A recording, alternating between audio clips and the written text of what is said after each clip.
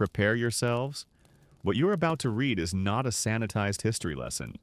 It is a plunge into the abyss of Roman cruelty, specifically targeted at women who dared to defy their enslavement. Forget gladiators and triumphant legions for a moment. Focus on the iron, the chains, the blood, and the echoing silence of broken spirits. This is the price of freedom, paid in flesh and bone. The Roman Empire, a beacon of civilization, law, and unspeakable brutality. Let's bypass the glorious architecture and dive headfirst into the reality faced by enslaved women. Escape? A dream, perhaps, but a dream that carried a price as scorching as the iron used to punish it. To flee was to insult not just an owner, but the very foundation of Roman society. And for women, the retribution was swift, calculated, and designed to obliterate any semblance of dignity. Imagine the scene. A woman, driven to desperation by the relentless misery of servitude, makes a break for freedom. Maybe she slips away under the cover of darkness, or seizes a moment of chaos to vanish into the crowded streets of Rome.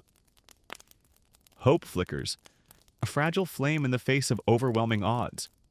But Rome was a cage, and its long arm reached far and wide. Capture was often inevitable.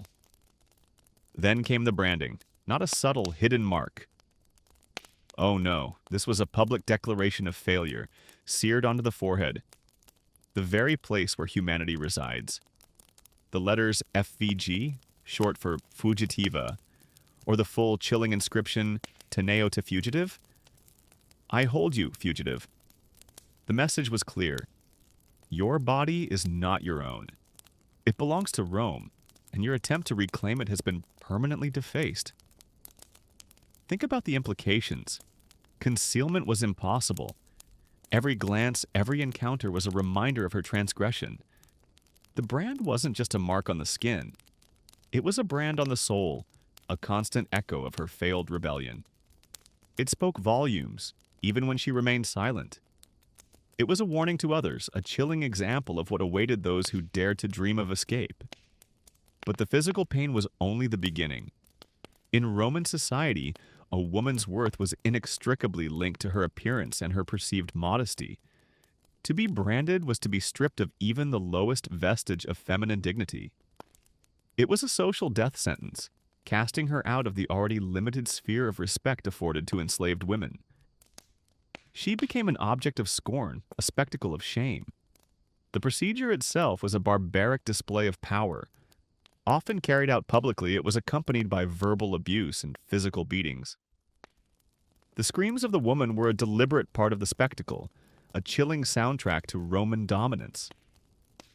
The iron hissed and spat as it met her flesh, the stench of burning skin filling the air. The pain was excruciating, but the lasting psychological damage was far more profound. Consider the sheer terror of the moment. Being held down, helpless, as the red-hot iron approached her face.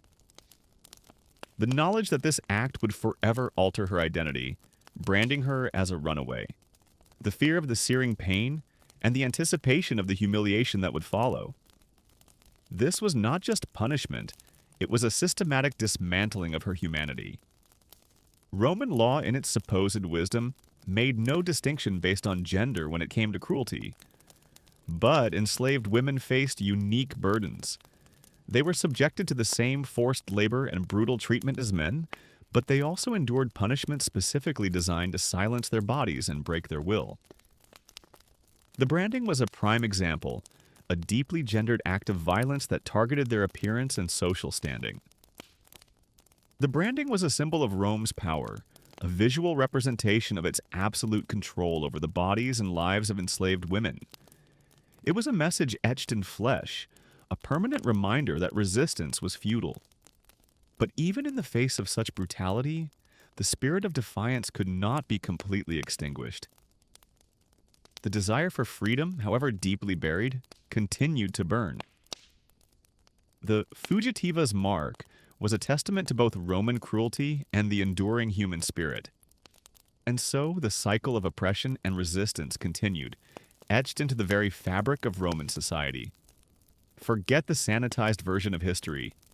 Remember the brand, remember the pain. Remember the fugitiva. Rome wasn't just about gladiatorial combat and political intrigue. It was a meticulously crafted system of control, where every aspect of life, even the architecture itself, served to reinforce the existing power structure. And for enslaved women who dared to contemplate escape, one of the most chilling punishments was to be chained at the gate, ad ianuam mait.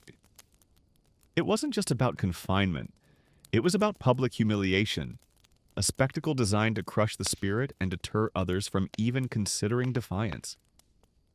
The gate, the Ianwadium, wasn't just a physical barrier, it was a symbolic threshold, the boundary between the private world of the Roman household, the domus, and the public life of the city. To be chained there was to be transformed into a living, breathing warning, a grotesque ornament adorning the entrance to someone else's property. The woman ceased to be an individual. She became a tool, a deterrent, a monument to Roman dominance. Imagine the scene. A woman, shackled and exposed, chained to a column or wall beside the doorway. The iron bit into her skin, a constant reminder of her captivity. She was on display for all to see on neighbors, merchants, passers-by. Every glance was a violation, every whisper a condemnation. The shame was palpable, a suffocating weight that pressed down on her. Consider the weather. The scorching heat of the Roman summer, the biting winds of winter. Rain lashed down, soaking her to the bone. The sun beat down mercilessly, baking her skin. There was no shelter, no respite. The elements themselves became instruments of torture, slowly eroding her physical and mental strength. And what about her basic needs? Food and water were often denied, a deliberate act of cruelty designed to break her will. She was forced to endure hunger and thirst, adding to her physical misery. The denial of these basic necessities was a constant reminder of her utter dependence on her captors. She was reduced to the level of an animal, her survival hanging by a thread. The humiliation was deliberate and multi-layered. Roman society was obsessed with honor and shame, particularly when it came to women. To be exposed to the public gaze, especially in a state of restraint or partial undress, was a profound violation. It was a form of violence in itself, stripping her of her dignity and reducing her to a spectacle. The intention wasn't just to punish her, it was to degrade her, to break her spirit, to erase her identity. She was forced to confront the reality of her powerlessness, her complete lack of control over her own body and her own life. The experience was designed to be traumatizing, leaving lasting scars on her psyche. Even Roman comedy and satire, with their exaggerated depictions of everyday life, offer glimpses into this brutal reality. Plautus, for example, mentions slaves being denied food and subjected to humiliation while chained near the entrance. These comedic references, while fictionalized, reflect genuine social practices, supported by archaeological evidence of iron shackles found in domestic ruins. The ad ianuam punishment was not an isolated incident. It was an integral part of the fabric of Roman daily life. In a society built on hierarchy and public visibility, to be made into an object at the threshold of private life was among the most psychologically crushing penalties imaginable. It was a constant reminder of the power imbalance between enslaver and enslaved, a chilling example of the lengths to which Rome would go to maintain its social order. Chained at the gate, the woman became a silent message, delivered in iron and shame. It was a warning to others. No boundary could be crossed without consequence. It was a stark reminder of the price of defiance, a public spectacle designed to break the spirit and erase dignity. But even in the face of such dehumanizing treatment, the flame of resistance flickered. The desire for freedom, however suppressed, refused to be extinguished. The chained woman was a testament to both Roman cruelty and the enduring power of the human spirit. Forget the sanitized Hollywood version of Roman arenas, where gladiators engage in honorable combat. The truth is far more sinister. Public executions and staged violence were not just spectacles, they were tools of control, designed to instill fear and reinforce the power of the state. And for enslaved women who dared to escape, one of the most brutal fates imaginable was to be thrown into the arena, not as a combatant, but as a victim. The legal justification for this barbarity was damnatio ad bestias, condemnation to the beasts. This judicial penalty was reserved for serious crimes including desertion, theft, rebellion, and, of course, repeated attempts to escape. Enslaved individuals had no legal personhood. Their lives were disposable, their bodies mere property to be used and abused as their owners saw fit. Imagine the terror. A woman dragged from her cell, thrust into the blinding light of the arena. The roar of the crowd is deafening, a cacophony of bloodlust and voyeuristic pleasure. She is stripped naked, her vulnerability exposed for all to see. She is unarmed, defenseless, facing a terrifying array of predators. Lions, bears, leopards, creatures of immense power and ferocity, their eyes gleaming with predatory hunger. They are released into the arena, their movements swift and deadly. The woman has nowhere to run, nowhere to hide. Her screams are lost in the roar of the crowd, her fate sealed. These executions were not swift and merciful. They were carefully crafted to maximize entertainment value. Victims might be chained to the arena floor, left to the mercy of the beasts. Others were burned alive, their bodies consumed by flames in a horrifying spectacle. Some were forced to fight one another with minimal weapons, their deaths serving as a grotesque form of amusement for the Roman audience. Unlike gladiators, these women received no training, no preparation. They were simply thrown into the arena to die, their deaths a gruesome spectacle for the masses. The cruelty was compounded by the humiliation. They were displayed in ways meant to shame and degrade them, their bodies objectified and exploited for the pleasure of the crowd.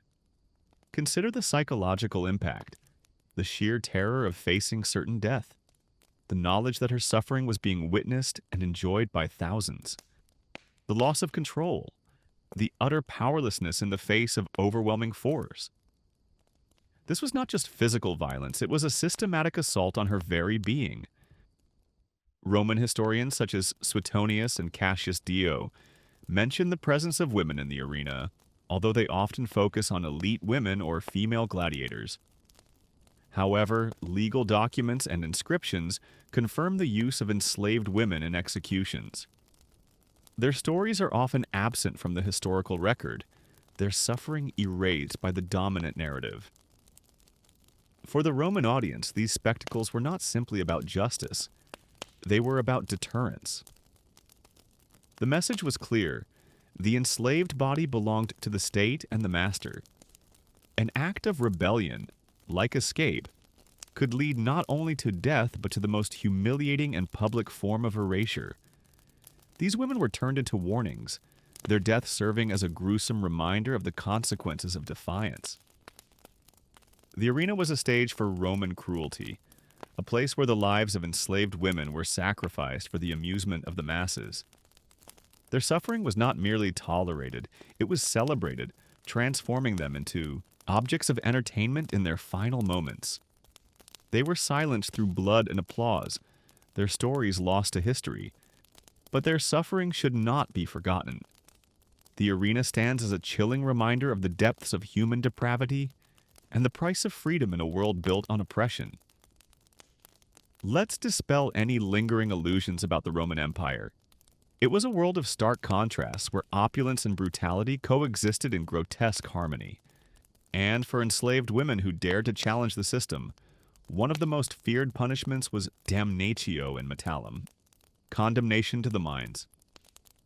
This wasn't a mere sentence, it was a slow, agonizing death, carried out in the darkness, far from the eyes of the civilized world. While men were more frequently sent to quarries and mines, enslaved women were not exempt, especially if their escape attempts were deemed persistent or defiant. This punishment was legally codified, considered one of the most extreme forms of penal servitude. It was reserved for those who had committed serious crimes, including desertion, theft, or, in the case of slaves, repeated flight. Imagine the descent into hell. A woman dragged from the light of day, forced into the suffocating darkness of the mines. The air is thick with dust and toxic fumes, the silence broken only by the rhythmic clang of hammers and the groans of exhausted laborers. This is a world of perpetual night, where the sun never shines and hope slowly dies. The mines in Roman provinces such as Noricum, Dacia, and Sardinia were notorious for their lethal working conditions. Ventilation was almost non-existent.